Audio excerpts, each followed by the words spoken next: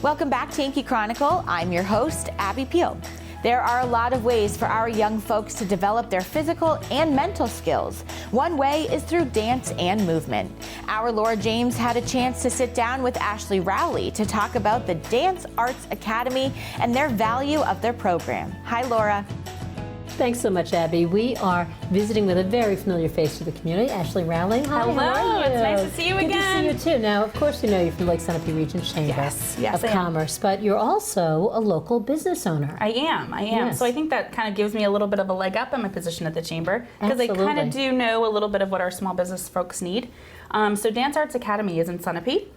We've been there for 8 years, which again seems wild. It seems like yesterday. I know, it? right? We're already looking at what are we going to do to celebrate our 10th anniversary. Oh my gosh! So we have a staff of 6 at the studio. Any given year we have about 125, 150 students.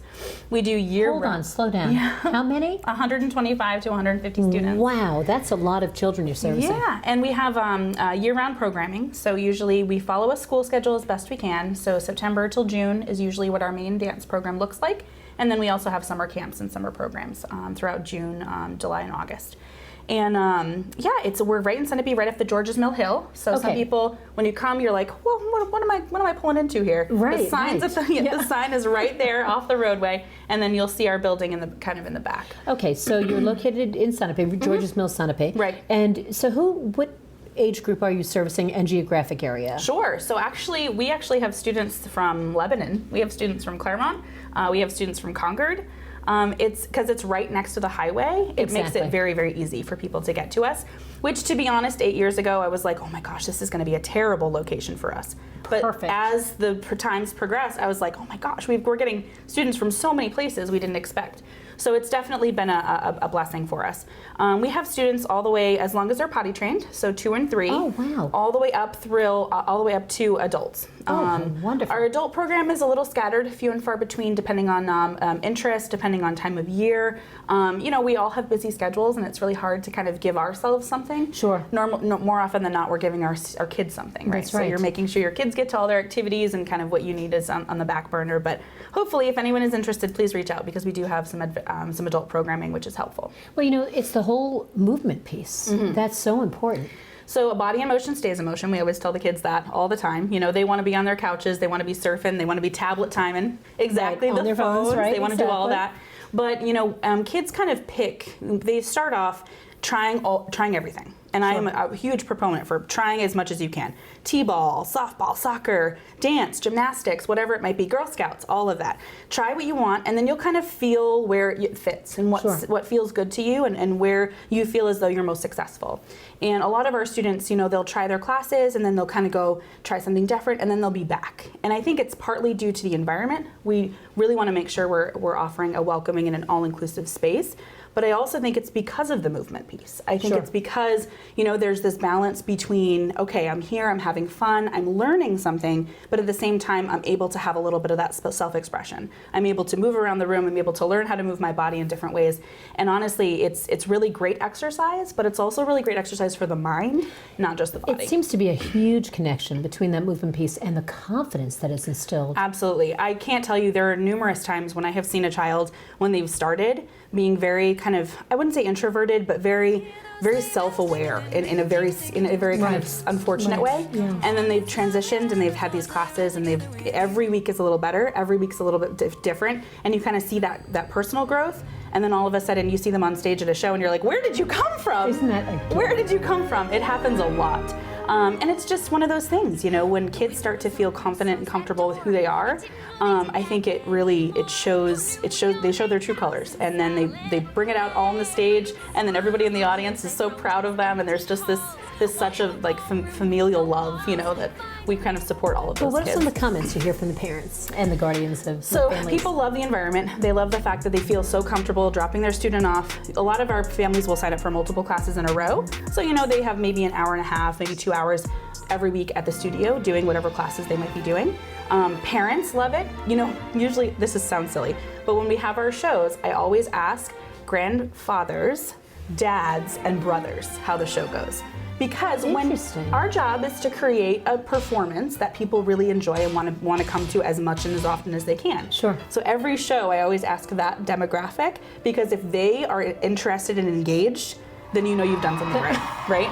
Moms will forever be in the audience going, whoa, this is the best, right? So they'll always be that forever champion. But if you get the little brother who is like on the edge of his seat waiting for the next piece, You know you've done something right. exactly. Oh, yeah. that's awesome. So, and we have a lot of great feedback from that demographic. So Tell us about some specifics about the program. What type of So we courses? offer every style of dance. So from ballet, tap, jazz, lyrical, contemporary, hip hop, all of it. We would love to be able to expand a little further into like some Irish step. We'd love to be able to offer some ballroom. But right now we try to bring in guest teachers for those styles. Sure. Because we do feel as though if you're learning about the performing arts, you should try your best to learn about all of the performing arts and not just one. We don't want anyone to be pigeonholed into one particular style. The kids kind of, as they go through, they end up finding what fits, you know? Like I'm a complete jazz musical theater lover. That's where I feel I thrive. But some other people, one of my other teachers is completely hip hop. She loves it. She's loved it since she was little. That's great. And then we have another teacher who's completely 100% ballet. Like ballet is how she grew up and what she has trained in, and that's what she wants to provide to the kids. So everyone kind of finds their path. Sure. But we think it's important for the kids to try them all. As they kind of get older, we start with our youngest with a creative movement style class. So it's really more learning about hand holding, learning about skipping, learning about finding your space on the stage, you know, learning about, taking wonderful. turns sometimes. And you know what's crazy is after the pandemic, we realized after we brought kids back to the classroom, how many students didn't know how to be with other kids. That's socialization piece. Right. And so even something like when we were growing up, the follow the leader concept, right? Right. So like someone's in front and they're doing the same thing. The students had no idea how to do that. That's so sad. I know. Right, and so it gave us like a new. I actually had one of my teachers who came downstairs, and she was after one of the classes, and she was completely emotional because she had realized how much these kids had missed out on. Right. So we just kind of pivoted, and we said, all right, what are some of the basic skills that these kids need to know? If they're learning some of these things in preschool, they're learning some of these things in kindergarten, but how can we assist with that? And so we kind of pivoted our curriculum a little bit to make sure that those kids were learning those things, because that's a huge stepping stone. And Ashlee, post-COVID in the schools, that social emotional growth and development is really what's being focused on. Right. It sounds like you're doing the same thing. Yes, we're trying to. We try to be kind of that kind of additional arm to what they're learning in school. And we have a lot of great. We have a lot of families who actually have employees in the school district. So it's nice to kind of hear like what we're doing is very similar to what they're teaching in their classrooms. And then of course the kids will also bring that in. Oh, we do this in school.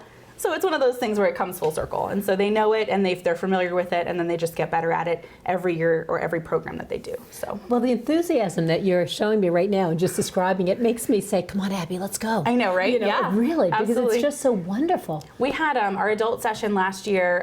We had 10 adults who took that session. It's and wonderful. they also volunteered to do the show. So sometimes taking the class is one thing, but like performing on stage can be a little nerve-wracking. But they signed up and we went for it. So Well, that was my question. Do all the students who attend, do they have to be in the shows? of course not. No. Okay. If there's someone who's not confident or comfortable doing that kind of thing, they absolutely don't have to. It's usual that they will. We have a lot of students who it's a transition for them to get to that point. So we have a lot of staff in the wings, especially for our youngest dancers, because there's that moment, right, of panic, right? Where's mom? Where's dad? Like, Yes. What am I doing here? And then all of a sudden they get out there and they hear their music, they're in their costumes, and then they see, their teacher in the front or on the sides, and it all starts to click a little bit. But it takes some time to get there. So just providing kind of that comforting, growing space for them. It's important for them to learn that you can do it. You absolutely can. You have the skills, you are strong, you're brave, you're confident, and we can make this happen. So that's amazing. I mean, there's just so much, that you offer to the students. And it's been going on for 8 years now. Yes, it has. Yes. Okay, so did you start in a smaller way and then develop into a larger program? Absolutely, yes. Tell us it was about that. definitely one of those things. So some people might remember Kelly Bogan, who was actually an employee of Colby-Sawyer College. So she actually had that building before we actually leased it. And she had her own dance and fitness place there. So it was kind of like, it was a weird kismet. The world kind of, the stars aligned, and we were looking for a place, and Missy Owen, actually, the wonderful Missy Owen, reached out and said, I think you should maybe look at this. And I was like, oh my goodness. This is good advice. So it is so wild that it all kind of came together. And here we are 8 years later. It's certainly been progressive. We have to take small steps. You have to walk before you can run. Sure. So we're looking at, what are we going to do year 10? What are we going to do year 15? What are we going to do year 20? So we have a lot. We're hoping to be around forever and a day. This is my home. This is where I live, and I will forever do what I can to help. Well, we spoke earlier. You're thinking about planning the 10-year decade anniversary party. What's going on for the decade? What would you like to see have the future hold for you? So I have always envisioned a celebration in the community of just dance in general. There's actually a National Dance Day in September. And I've always done like an open house. I've always done something really small, but I'd love to see like a whole festival or something like that happen, which I think would be great and very manageable. I'm an events girl. Anyone who knows me knows I will do any and every event asked of me. To have a splash. I love it. I just love events. It's wonderful. But I think that would be really great for us to kind of look at in year 10 is to try and get something like that started and maybe on the calendar long term. Maybe it's an annual event, just because it's something that not only gets the kids involved, but also could get our community involved as well. And before we wrap things up, I have to ask you, is there a best time for someone to get their student, their child, or themselves involved at a time of year? So usually it's the start of the season. So you're going to look at September, October. Those are usually when we get the majority of students enrolled. But we do get a few kind of November, December kids, especially after the soccer season and some of the other sports seasons kind of wind down a little bit. So it's definitely the latter half of a year is when you're going to get some of that interest.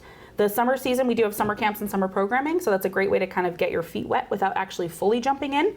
We have dance discovery days, we have sensational camps, so those are ways that kids can kind of try it out before actually signing up for a full year program. That's wonderful. So even during the summer, so a sensational program, it's like a week-long program? Or Yes, so it's a week-long day camp.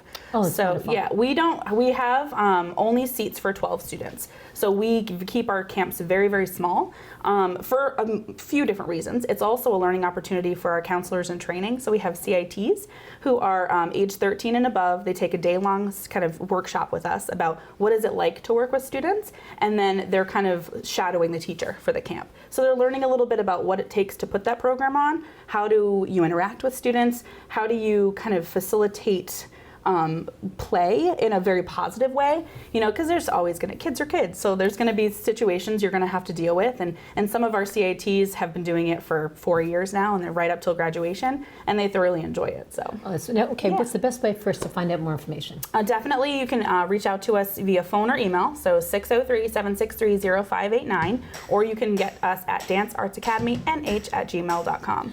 That sounds great. Yeah. So we can always find out more information and get the best way. So Abby, get your tap shoes ready. Yeah, absolutely. Buckle those tap shoes up. Thank you so much. Thank you. Yeah, and lots of luck, continued success. Thank you. Back to you, Abby.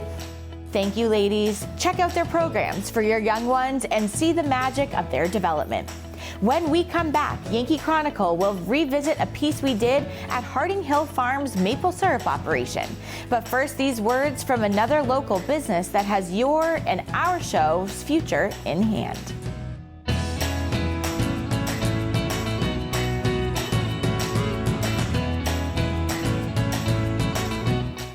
This program is supported by H.R. Clough and Kearsarge Heating. Their full-service model offers oil delivery, propane, motor fuels with design, installation, service, and maintenance of all types of oil, gas, and alternative energy systems, as well as air conditioning, water conditioning systems, and their highly trained and friendly staff will assist you throughout the process of buying, installing, and servicing a full line of energy products.